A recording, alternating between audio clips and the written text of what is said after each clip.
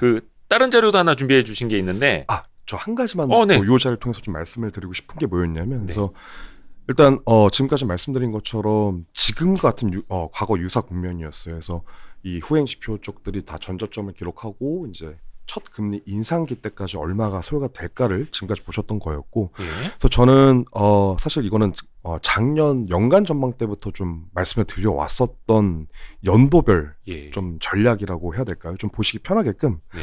좀 해시태그 형식으로 좀 만들어 놓은 게 있는데, 이 뷰도 아직까지도 갖고 있어서 예. 좀 요거를 좀 짚고 가고자 합니다. 그래서 네, 요거 한번 봐주시면요. 해시태그 혹시 인스타 잘 하시나요? 저희 와이프가 하고 있고요. 네. 네, 뭐 일단 뭐 포인트 폼으로 좀 보시기 편하게끔 네. 좀 정리를 해본 건데. 깔끔하네요. 예. 그래서 먼저 일단 작년 거부터 좀 봐주실게요. 그러니까 작년 저희가 연초 때부터 이제 코로나가 발병하고 나서 되게 힘든 이제 상반기를 보냈었습니다. 근데 이제 저희는 애널리스트는 아무래도 이제 세미나를 계속 하는 사람들이다 보니까 네. 이제 그때 당시부터 저는 그 1년 내내 연말 때까지 지속적으로 좀 말씀드려왔던 게, 지금의 증시는 대형 성장주 중심으로 증시에 붙여가시는 베타 플레이 장세이다.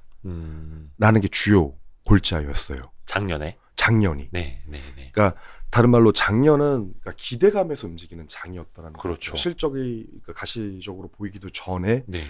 풀린 유동성에 의해서 그렇죠. 코로나는 겪었고 저점은 찍었고 이제 올라갈 일만 남은 그 기대감에 의해서. 그렇죠. 근데 아시겠지만은 주식 시장이라는 게 실물 경기가 안 좋을 때는 성장주들이 아웃을 하고요. 이제 실물 경기 아까도 보여드렸지만 후행 지표 쪽들이 올라올 때 네. 이제 이익을 실현할 수가 있는 가치 쪽으로 넘어온다는 그렇죠. 거였거든요. 그래서 지금이 그 국면이고. 지금은 그래서 좀 이따 말씀드리겠지만 네. 21년도 그건 좀 이따 말씀드리도록 하고, 그래서 네. 작년은 이제 그런 대형 성장주 중심으로 증시에 붙여간다는 게 주요 핵심 포인트가 될 것 같습니다. 이 베타 플레이였다는 거였고. 그래서 뭐 주요 뭐 이제 테마라고 했을 때는 아시는 것처럼 작년은 이제 언택이었더라면 그 중에서도 뭐 건강관리, 2차 전지, 뭐 IT 섹터 뭐 이런 애들이 있었었고, 네. 올해 게 좀 중요했다라고 봐주면 좋으실 것 같아요. 그래서 저는 작년 그 연간 전망 리포트에도 뭐라고 제목으로 썼냐면, 네. 올해와는 그러니까 그 작년이었으니까 네. 2020년도였겠죠. 그러니까 예. 그러니까 내년은 예. 올해와는 다르게 증시는 뚜렷한 색깔이 부재할 거다라는 게 좀 주요 골자였었습니다. 네. 그러니까 과도기 국면이 될 거다라는 거죠. 2021년을 전망할 때. 그렇죠. 지금 딱 그렇게 되고 있고요. 그렇죠. 그래서 지금 보시면 아시겠지만 이게 저 그 연간 전망 때 그대로 지금 가져왔던 거였는데, 이게 최근에 쓴 게 아니라 이거는 작년 말 연간 2021년 연간 전망할 때 였습니다. 예. 그래서 작년은 제가 아까 강조드렸던 게 증시 붙여가시는 대형주 플레이를 해야 된다. 베타 플레이 장세다라는 거였고. 그러니까 지수 플레이. 작년에는 거의 그렇죠. 지수 플레이였다라면 성장주 이거였고. 그렇죠. 올해는 저는 아까도 말씀드렸다시피 증시에 뚜렷한 색깔이 없을 거다. 여기에 대한 이유 자체가 작년과는 다르게 올해 같은 경우에는 실물 경기 펀더먼털 지표들과 시장 센티먼트 지표들 간의 힘겨루기가 중장기화될 가능성이 높기 때문에 이러한 여파이에서 색깔이 부재할 거다. 이 자체가 매니저분들 또는 이제 일반 투자자분들을 어렵게 하는 요소가 되지 않겠느냐. 그래서 지금 보시면 아시겠지만 작년과는 되게 대조적이죠. 그러니까 작년이 대형주 위였다라면 올해는 중소형주 위, 그리고 작년이 성장주 독보적이었다라면 올해 같은 경우는 성장과 가치가 혼재돼서 좀 섞여 있고. 그렇죠. 그러니까 블렌드 네. 장이었다라면, 그리고 언택과 컨택이 또 같이 움직이는. 네. 그리고 또 소재와 경기 소비재. 저희가 올해 초였죠. 리플레이션 국면에서 이제 CRB 튀다 보니까, 그러니까 원자재 가격이 이제 튀다 보니까 소재 아니면 에너지 쪽 그런 쪽에서 좀 수혜를 받았었던 부분이었고요. 근데 중요한 건 이겁니다. 시기적으로 여기서 좀 추가적인 변수가 더해지기는 했지만, 저는 이렇게 혼재되어 있는 올해의 증시, 그러니까 상반기에 걸쳐서 이제 하반기 때까지 이러한 혼재되어 있는 증시가 사실 3분기까지로 봤었던 그 지난 9월까지 결론이었었습니다. 네. 아니, 올해 9월이요. 9월 그러니까 올해 9월. 그러니까 3분기. 네. 여기에 대한 이유도 시간이 되면 좀 이따 또 추가적으로 말씀드리겠지만, 저는 올해 들어와서, 그러니까 작년 이후 올해까지 들어와서 4월 달까지 급등해 왔었던 원자재 가격, 그리고 4월부터 최근까지만 해도 고점에서 기고 있었던 이런 CRB의 2차 반등을 3분기 이후부터 보고 있었기 때문에 지금 이 변곡점 화살표 표시들 보시면 아시겠지만은 다시금 대형주 중심의 이제 베타 플레이 장세가 나오기는 할 거지만, 네. 근데 그게 작년과는 다르게 성장주가 아닌 이제 컨택, 말 그대로 가치, 대형 가치 쪽에서 증시를 견인해 나가지 않겠느냐. 라고 봐왔었다는 거죠. 근데 제가 좀 전에 말씀드렸던 여기 추가적인 그 돌발 변수라는 게 뭐였냐면, 아시는 것처럼 7월부터 이제 발생됐었던 델타 변이 그 악영향이 네.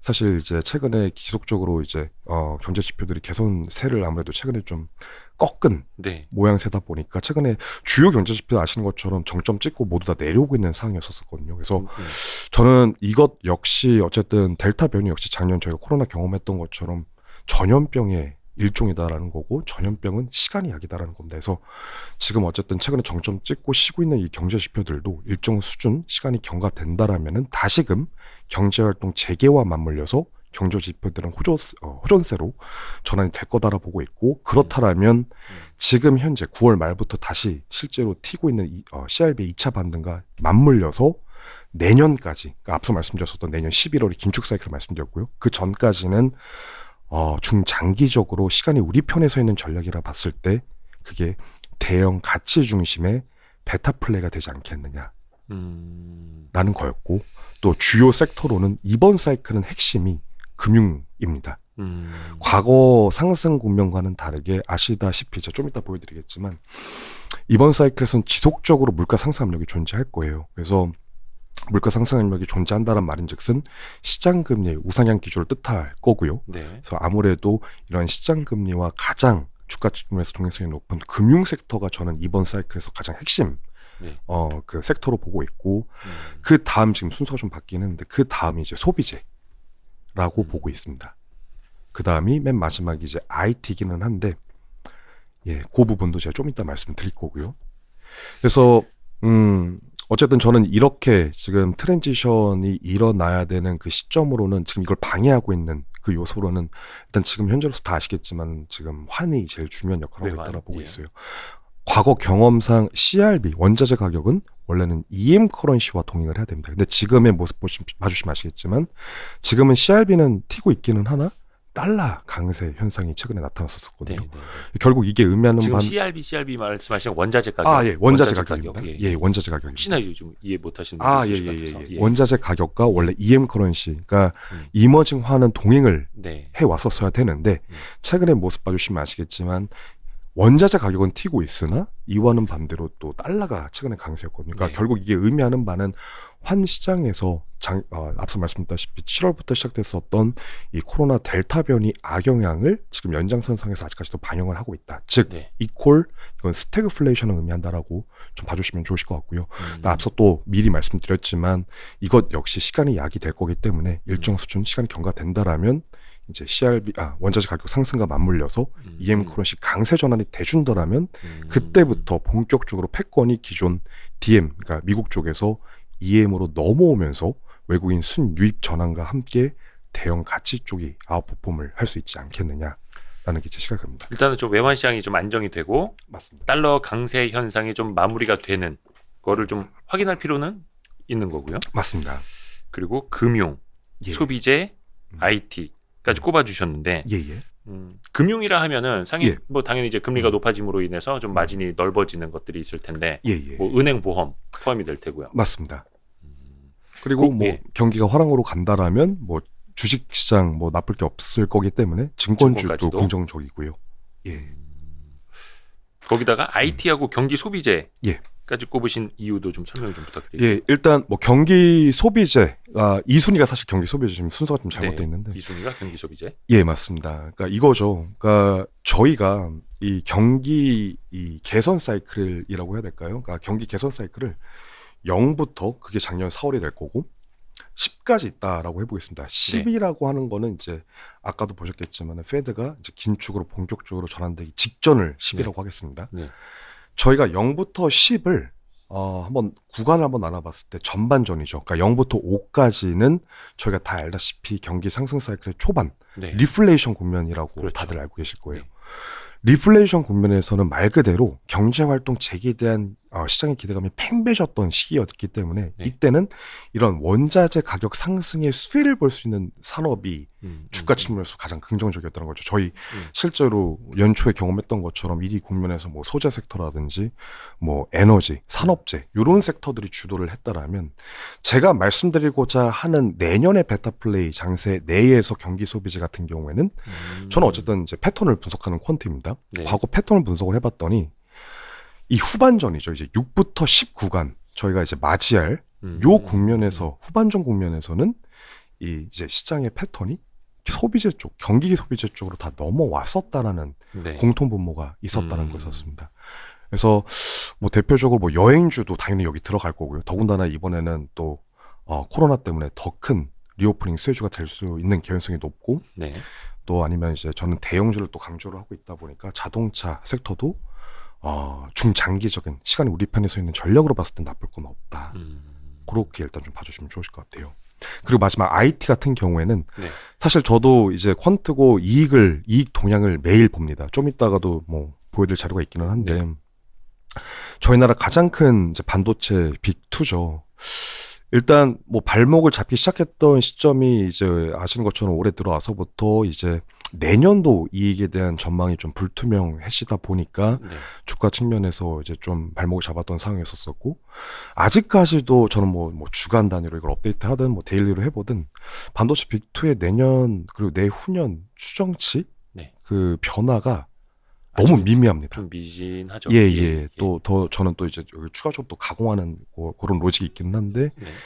너무 의미가 없이 움직인다라는 거죠. 그래서 그럼에도 불구하고 저는 왜 IT 섹터를 좋게 여기 유망 섹터로 넣어놨느냐. 네. 펀더먼털 요소는 아무래도 섹터 여러분들께서 더 잘 알고 계실 거고요. 네. 저는 이제 퀀트인 입장에서 IT 섹터 같은 경우에는 이제 본격적으로 아까 말씀드렸다시피 EM 커런시 강세 전환과 함께 맞물려서 외국인 그 중에서도 패시브 물량 쪽이 본격적으로 들어와 준다라면 국내 상장사 비중 특성상 반도체 빅2 빼고 갈 수가 없습니다. 그래서 저는 정말 뭐 업사이드가 어마어마한 유망 섹터로 본다라기보다는 하방 경직성이 정말 뚜렷한. 그러니까 지금 사셔도 뭐 예를 들면 뭐 더 이상 잃을 건 없을 만한. 뭐 여기에 플러스로 전만 마저 좋아하신다라면은 더할 나위는 없겠죠. 그래서 일단 그런 관점으로 이 세 가지 대형 가치 내에서 좀 뽑고 있습니다. 그러니까 뭐 삼성전자를 필두로 한 또 뭐 반도체 관련주들 뭐 중소형 소부장 같은 경우에는 뭐 고점 대비 30-40% 그 조정받은 것들도 많고 삼성전자도 7만 원 언더 이 시점이라면 뭔가 펀더멘털이 급격히 개선되거나 실적 추정치가 막 급격히 상향되거나 이런 거는 아니더라도 맞습니다. 업사이드가 크지는 않더라도 맞습니다. 잃을 거는 좀 상대적으로 적겠다. 맞습니다. 해서 외국인의 패시브 자금들이 또 유입이 된다면 맞습니다. 밸류에이션 메리트도 있고 필요 조건으로 이제 달러 약세 뭐 이런 것도 이제 꼽아 놓으셨으니까 밸류에이션 측면에서는 IT 반도체 쪽이 괜찮겠다 해서 그거는 금융 경기 소비재에 이어서 3순위 맞습니다. 꼽으신 거고 그게 이제 2022년을 보는 키워드 해시태그로 꼽아주신 거네요. 맞습니다. 좋습니다. 그리고 바로 넘어갈까요? 네. 좋습니다. 두 번째 좀 전략성 자료를 또 추가적으로 좀 말씀을 드려보면 요게 이제 또 다른 정치적인 좀 정책상의 좀 이슈가 될 만한 불확실성이 될 만한 이제 테이퍼링 관련된 얘기를 또 6월 달에 또 발간했던 리포트이기는 해요. 그래서 요 제목 봐주시면 아시겠지만 좀 재밌게 좀 썼습니다. 미스터 테이퍼는 정령 파티 파괴자일까? 라는 좀 제목으로 좀 썼던 거였는데 결론부터 또 역시 말씀을 드려보면 파티 파괴자가 아니다 라는 게 먼저 드릴 수 있는 결론이 될 것 같아요. 당장 다음 달에 시행이 되더라도 그래서 그거를 좀 말씀드리고자 하는데 한 차트만 주요 차트만 좀 보여드리겠습니다. 여기서는 쭉 넘어가셔서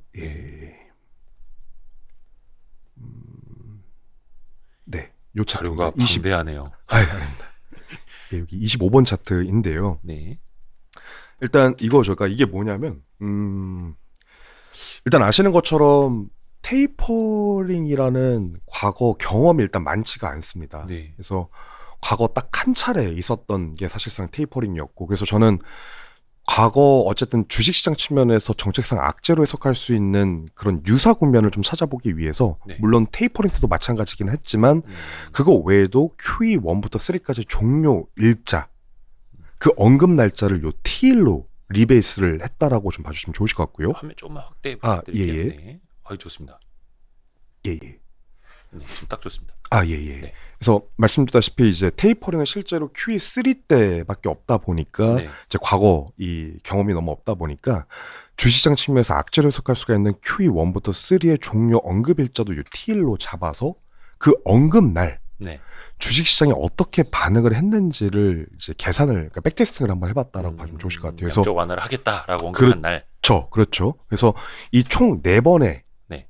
이런 악재성으로 해석할 수 있는 총 4번의 케이스에 대한 평균 이동 경로가 네. 미국 시장입니다. 네. 요 파란색 선이에요. 요 파란색 선이 이제 평균 이동 경로다라는 거고. 네. 그래서 보시면은 여기 빨간색 박스로 여기 제가 추가적으로 좀 강조를 드리긴 했지만 이러한 언급날 바로 직후 약 70일 동안은요. 약 네. 2, 3개월 동안이죠. 시장의 변동성이 커지긴 커집니다. 이건 불가피한 현상이 될 것 같아요. 네. 어쨌든 악재이기 예, 때문에 시장이 아무리 어지러운 반영이 돼 국면이었을 있어도 테니까. 그렇죠.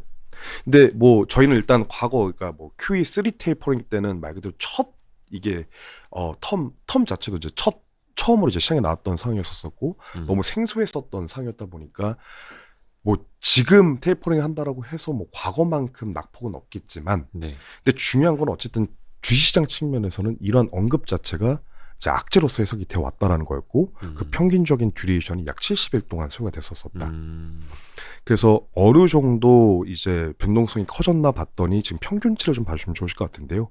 일반적인 구간 대비해서 요 테이퍼링 이제 언급 이후 70일 동안 약 2배 이상 시장의 변동성이 커졌다는 걸 보실 수 있을 테이퍼링 거고요. 언급. 예. 테이퍼링 언급 이후. 예. 그리고 더 중요한 건 어쨌든 이 70일 동안 시장의 변동성이 커진다라고 할지언정 그 이후의 주가 퍼포먼스, 증시 퍼포먼스를 한번 봐주시면요. 네.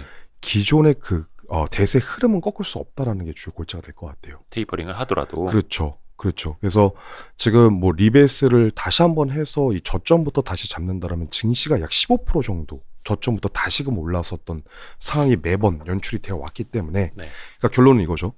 이런 정책상 악재로 해석되는 테이퍼링 언급 자체는 일시적인 증시의 볼을 키울지언정 증시의 항반까지는 바꿀 수 없다라는 게 한마디로 요약할 수 있는 결론 부분이 될 것 같습니다. 변동성을 키울지언정 방향을 바꿀 수는 없다. 맞습니다. 예. 뭐 당연히 그 배경에는 경기가 좋아지니까. 맞습니다. 예, 테이퍼링을 어쨌든 하는 거니까. 좋아지니까 하는 이제 정책이기 때문에. 예.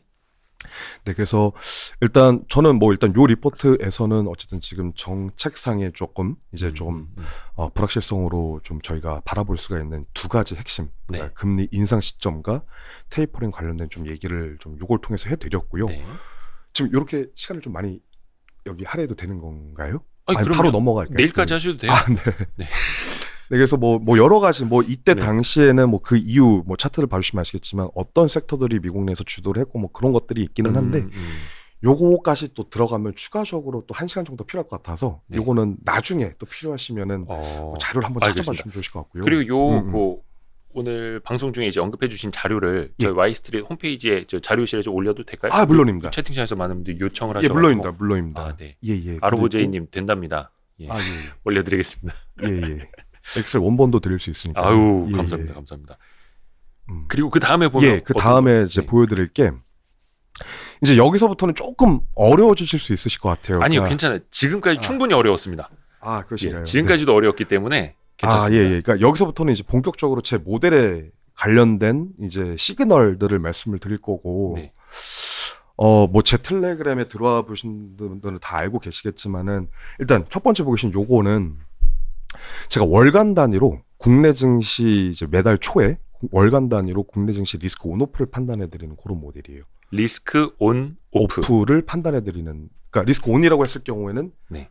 지금 주식해도 될 때다라는 거고 오프는 리스크 오프는 위험 회피. 그러니까 투자자 입장에서 캐시를 확보하자가 오프. 주식의 투자자가 온이 될 것 같습니다. 리스크 온이 좋은 거네요. 온이 좋은 거죠. 주식시장 측면에서. 그러니까 리스크를 좀 감내하고 맞습니다. 할 수 있는 상황. 예. 네. 그러니까 저희 주식시장에서 이제 통용되는 이제 텀이기는 한데 네. 리스크 온오프라고 저희는 이제 표현을 하고 있고요. 그래서 온일 때가 주식을 하자, 오프일 때가 이제 캐시 비중을 늘리자라고 좀 봐주시면 좋을 것 같습니다. 아유, 우주빠빠님 감사합니다. 우주빠빠님. 네.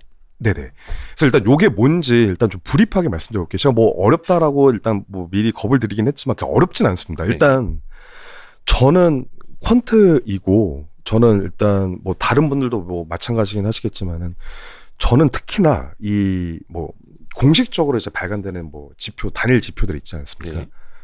그런 것들도 당연히 유의미하죠. 근데 단독으로 쓰는 거 별로 안 좋아해요. 그게 무슨 말이냐면 네. 이 지표들을 가공을 해서 조금 더 주가 설명력들이 높은 것들을 찾아내는 걸 되게 좋아하거든요. 네.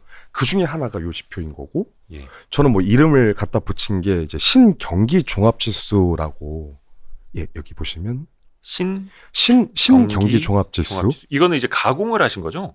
아, 예, 뭐 여러 가지로 가공이라고 하기도 거죠? 좀 그렇기는 한데 네. 가공이죠. 네, 네, 그러니까 네. 뭐냐면 여기 범례 쪽에 요 가로 안에 있는 요 산식을 좀 봐주시면 아시겠지만 심플합니다. 그러니까 이것도 역시 통계청에서 월간 단위로 공식적으로 발표되고 있는 선행지수의 전년 동기 대비 증가 속도를 네.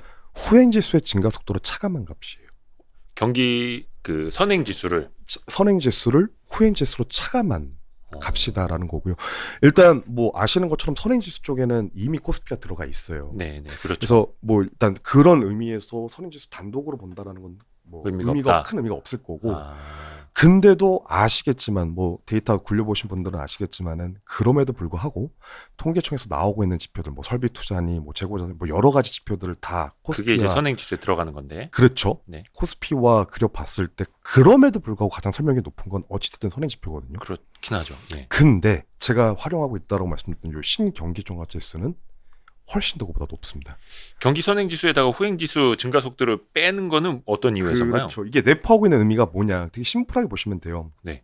일단 앞서 말씀드렸다시피 이렇게 가공해 봤을 때 과거 장기 시계열상 90년도부터 지금 현재까지 저희 나라 이제 코스피를 가장 잘 설명하는 지표이기 때문에 아직까지 사용하고 있는 건데 우리나라라고 표현하시면 더 좋습니다. 예. 예. 우리나라를 설명하기 때문에 근데 보시면 일단 후행지표 그러니까 이게 갖는 이제 내포하고 있는 의미가 뭐냐면 아시는 것처럼 후행지표 쪽에는 말 그대로 레깅되는 지표들 아까도 보셨겠지만 뭐 재고자산이나 뭐 고용지표 이런 것들만 그렇죠. 포함하고 있다 보니까 말 그대로 이렇게 레깅되는 것들을 경기 내에서 차감을 해서 경기 내에 이제 변곡점 그러니까 뭐라고 할까요? 경기 내에 이제 방향성을 빠르게 포착하겠다라는 노력이 될 것 같습니다. 네. 그랬더니 실질적으로도 가장 이제 주가와도 동일성이 높았다라는 거였고요. 네. 그래서 과거 90년도 때부터 지금 현재까지 쭉 봐주시면 아시겠지만은 선행 또는 아무리 못해도 이제 코스피 요 회색 음영과 동행을 해왔던 모습을 보실 수가 있으실 것 같아요. 그리고 요 지표를 통해서 또 저희가 한 가지 더 알 수 있는 사실이 뭐냐면요.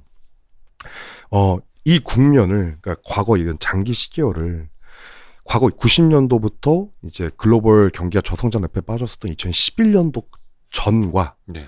그 이후부터 현재까지 이 두 국면을 한번 나눠서 봐주시면요. 네. 그거 보겠습니다. 이 이전 국면과 지금 현재 국면을 좀 나눠서 봐주시면 2010년을 전후로 그렇죠. 그러니까 예. 글로벌 경기가 이제 저성장으로 유럽발 재정위기로 인해서 예. 빠지기 시작했었던 이 변곡점이었죠. 2011년쯤 11년. 예. 예. 보시면 과거 이 신경기종합지수의 추이만 한번 봐주셔도요. 네. 과거에는 이 경기 사이클이 뚜렷한 방향성이 있었다라는 거예요. 그러니까 등락 폭이 뚜렷한 방향성이라고 저희가 인지할 만큼 확실하게 있었다는 거죠. 뭐 경기가 좋아지면은 코스피도 그렇죠. 오르고. 그래서 저희가 한 경기 사이클을 과거 저희가 학교에서 이콘 책에서 배웠었을 때 10년이라고 배우지 네. 않았습니까? 10년 사이클. 네. 그렇죠.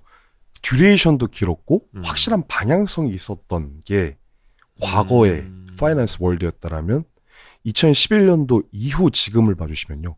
그때 대비 등락폭 자체가 사이클 자체가 없다라는 거죠. 거의 뭐 짧고 낮아지고 그렇죠. 그만큼 저희는 경기 방향성이 뚜렷하지 못한 그만큼 어려워지고 힘든 주시장 속에서 지금 주식을 하고 있다는 거예요. 과거와는 너무 상반되게. 아하. 그러니까 요거가 추가적으로 이건 말씀드렸던 거였고요. 피톤치드님 감사합니다. 피톤치드님 감사합니다. 네. 그러니까 요게 지금 많이들 이야기하는 게 우리나라는 뭐 어쩔 수 없이 이제 수출 위주고 맞습니다. 사이클이 있는 뭐 중후장대 산업들이 나라를 키워왔고 뭐 반도체도 심지어 이제 사이클이 있으니까. 근데 그 사이클이 5년짜리냐 3년짜리냐 뭐 이런데 최근에는 그 사이클이 뭐 빈번해진다, 짧아진다, 예측하기 맞습니다. 힘들어진다라는 이야기를 많이 하는데 시각적으로도 이렇게 보실 수 있다는 그게 시각적으로 거죠. 이렇게 경기 선행지수 빼기 후행지수 증가 속도 맞습니다. 이랑 빗대어서 보면 코스피 상승률하고 이렇게 같이 나타난다.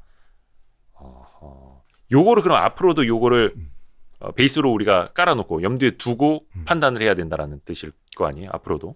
그렇죠. 예. 왜냐하면 월간 단위로 매달 초에 월간 단위 리스크를 말씀드리는 거라서 네. 뭐 쇼트텀이기는 하지만 월간 단위의 증시 판단을 해드리는 그런 전략성의 자료도 알아봐주면 좋을 것 같아요. 시그널이다라는 거를. 근데 중요한 건 네. 아까도 보셨겠지만은 이 추세가 이렇게 쉽사리 바뀌진 않습니다. 그래서 그렇죠. 월간 단위기는 해도 네. 만약에 온이 떴다고 하면은 뭐 몇 개월 이상 온이 된다라는 거였고, 제가 아까 11년을 전후해서 이 국면을 나눠드렸지만 네. 그 온에 대한 듀레이션이 과거 대비 상당히 좀 짧아졌다라는 걸 말씀드리는 거죠. 네. 예. 그래서 어쨌든 그러니까 이런 추세를 보여주고 있는 게 이제 신경기 종합지수라는 건데, 네. 실질적인 온오프 판단이죠. 예. 그러니까 말 그대로 이거죠. 아까도 그려드렸지만 이 신경기 종합지수가 우상향 기조일 때는 말 그대로 경기 확장 국면을 의미를 하는 만큼 이 국면이 온이 될 거고요. 네. 반대로 이렇게 우하향 기조일 때가 오프가 될 겁니다. 그렇죠. 그렇죠? 예. 그래서 저는 이 신경기 종합지수의 델타 값이죠. 네. 그러니까 쉽게 말씀드리면 가장 최근 월 거, 그러니까 이번 10월 달게 될 거고요. 네. 이번 10월 달 것을 직전 2개월 평균치로 차감을 한 게 결국 여기서 보시는 결론이에요. 막대 2차트요. 지금 막대 차트. 그래프로 나오는 것들. 예. 그러니까 다시 한번 좀 말씀을 드려보면 네. 통계청에서 공식 발표된 가장 최근 월 거에 대한 신경기 종합지수를 직전 2개월치로 차감한 델타 값이다라는 거였습니다. 네. 그래서 말 그대로 요게 이렇게 양수일 때죠. 막대가 양수일 때. 네. 이거는 말 그대로 요런 국면. 리스크 온. 그렇죠. 그러니까 이 선 자체적으로도 지속적으로 우상향 기준을 뜻할 거고. 리스크를 선호하는 시장. 그렇죠. 주식을 해야 될 때. 반대로 이게 음수일 때는 이게 꺾이는 수축 국면을 의미할 겁니다. 델타 값이기 때문에. 리스크를 회피하려는 시장. 예. 그럼 지금이네요? 그렇죠. 그래서 제가 결론으로 좀 말씀드리고 싶은 게 네. 보시면 지금 이게 지금 최근 국내 증시 리스크 온오프 제 모델 상의 리스크 온오프에 대한 지금 최근 3년 추이를 좀 그려드렸던 거였어요. 네. 일단 결론부터 말씀드릴게요. 이번 10월 달 요거죠. 이번 10월 달 일단 오프고 이 10월 달 오프가 최근 3개월 연속 오프입니다. 최근 3개월 연속. 그래서 여기 8월은 0.0. 그렇죠. 거의 기준선에 걸쳐 있네요. 예. 그리고 그래서 9월, 그게 10월. 9월까지 이어지더니 이번 10월까지 더 깊어졌고 더 리스크 온에 대한 강도가 강해졌다. 리스크 오프. 리스크 오프에 대한 강도가. 그러니까 리스크를 조금 피하려는 심리. 그렇죠. 더 어려워진 시장이다. 10월이 더 커질 거다라는 걸 의미하겠죠. 그래서 사실 아시겠지만은 국내 증시가 사실 8월부터 뭐 국내뿐만 아니라 글로벌이었죠. 글로벌 에퀴티 마켓이 사실상 8월부터 이제 변동성이 커지기 시작했었고 지금은 좀 흘러내리고 있는 상황이었고 시간이 경과되면 될수록 해소되는 거라기보다는 올해만 10월 초만 봐주셔도 볼이 엄청 컸거든요. 네. 이거는 뭐 물론 이제 경기 지표에도 이제 만능이라는 거는 없고 뭐 퀀트가 뭐 100% 다 맞다고 할 수는 없겠습니다만 이제 과거 데이터들을 같이 이제 코스피 시장하고 빗대봤을 때 이런 흐름들이 나타났고 그 흐름이 8, 9, 10월에 의미 있는 리스크 오프, 즉 리스크 회피 현상으로 나타나고 있다. 그걸 또 우리가 이제 시장에서 보고 있고. 맞습니다. 요게 그러면은 이제 제일 최근치가 이제 10월 거로 보고 계시는 건데 11월 거는 언제 나옵니까? 그거는 이제 11월 다들 1일에 그거 알고 싶은 거 아닙니까? 그러면? 그래서 제 텔레그램에 이제 그게 제일 먼저 떠요. 그래서 매달 초, 그러니까 제 텔레그램 뭐 히스토리 쭉 한번 스크롤 업 해주시면 아시겠지만 매달 1일에 이 자료가 나왔었습니다. 그래서 뭐 제 정기 세미나 하시는 매니저분들은 이제 요거 많이 기다려주신 분들 굉장히 매월 있으시고 1일에 1일에 온오프가 국내 증시 관련해서 월간 단위로 나오고 있습니다. 그 김경훈 연구원님이 그 이제 운영하는 텔레그램 방이 2개가 있더라고요. 예, 2개가 있습니다. 하나는 리스크 온, 하나는 리스크 오프 이거죠. 아닙니다. 아닌가? 하나는 탑다운입니다. 하나는 탑다운. 그러니까 말 그대로 이런 아까 말씀드렸던 이런 전략 쪽 얘기할 때 네. 시장 얘기할 때 탑다운 채널이라는 게 있고요. 반대로 이제 버텀업 채널이라는 게 있는데 그건 종목. 뭐 롱숏 페어를 잡든 아니면 뭐 롱으로 이거 중장기적으로 유망하다 뭐 이런 네. 종목 얘기를 할 때는 예. 여러분 아시겠죠? 제가 지금까지 김경훈 연구원님 텔레그램을 구독하지 않았다라는 거 아시겠죠? 그래서 그거는 저희가 댓글로 예, 김경훈 연구원님 그 텔레그램 방 주소는 댓글로 있다가 방송 끝나고 혹은 또 이제 내일 다시 이 부분만 이제 다시 보기로 클립을 또 나눠서 업로드 해드릴 거니까 거기 댓글로 저희가 남겨드릴게요. 네네. 네. 한 가지 더 첨언 드려도 될까요?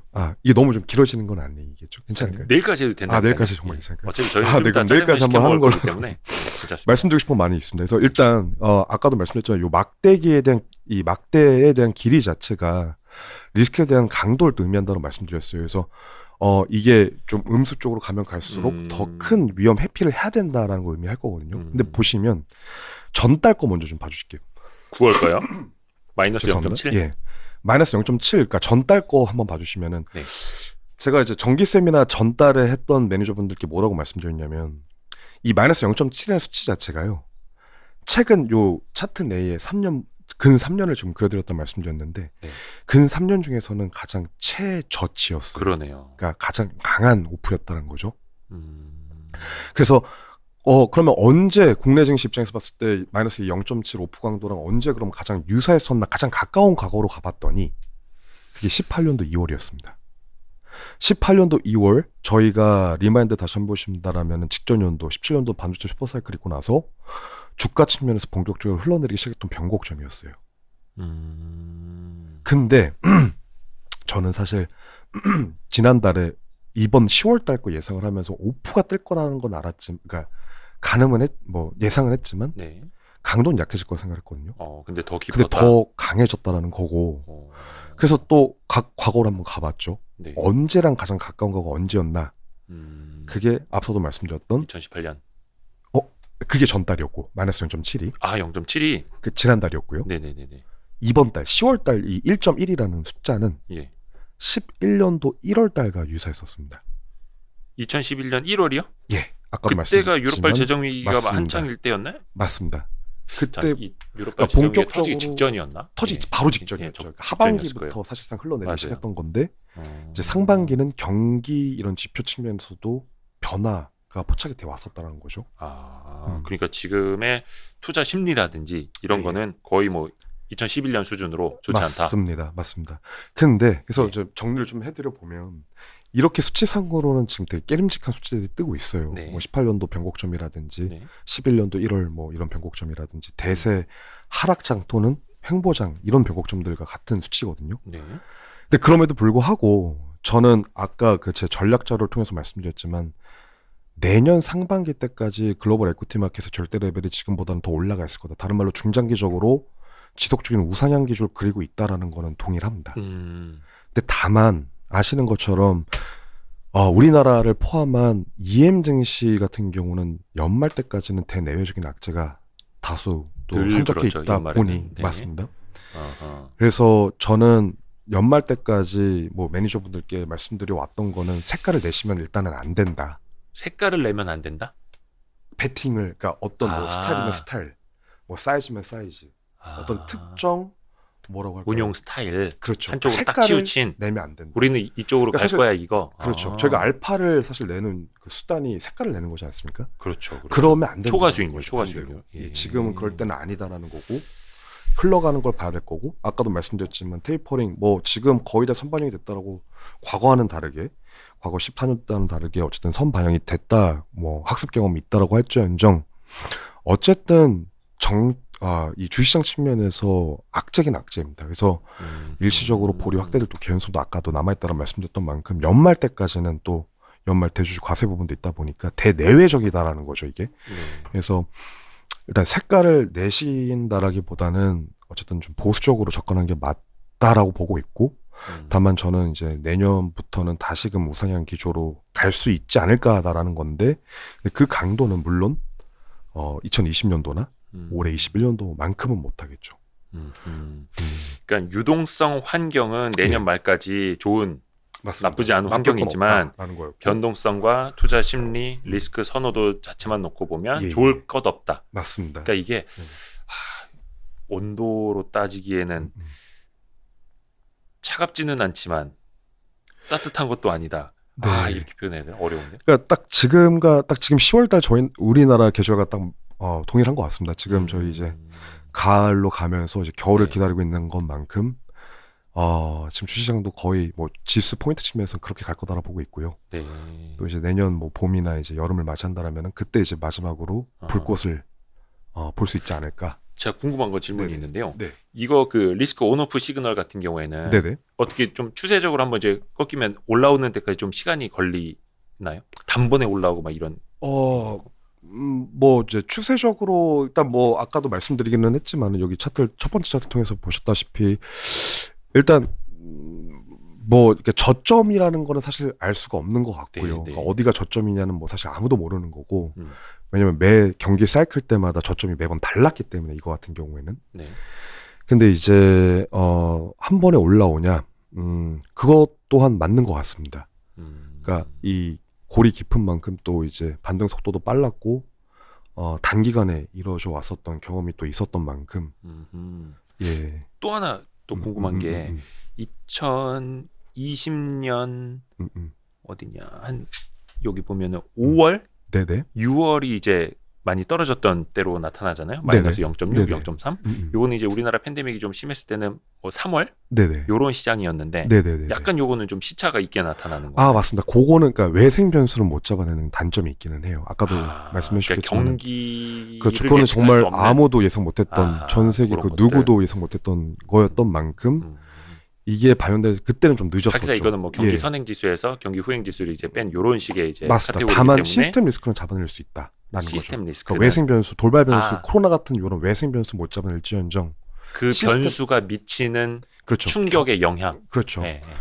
경제 지표들 상의 이런 시스템 리스크로 돌아가는 그런 리스크를 잡아낼 수 있다는 거죠. 그래서 실질적으로 뭐 과거 패턴 한번 쭉 봐주시면 아시겠지만은 저희 뭐 2007년 이때죠.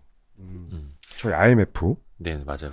뭐 아니면은 뭐 이제 저희 IT 버블 끝나고 나서 뭐 이제 폭락 있었었고 오케이. 또 저희 2003년 뭐 카드 사태, 뭐 또 금융위기 이런 시스템 리스크들은 잡아낼 수 있지만 이런 코로나 같은 외생 변수는 사실 아무도 모르는 거지 않겠습니까? 블랙스완을 잡아낼 수는 없지만 블랙스완이 미치는 영향은 맞습니다. 가늠할 수 있다. 예.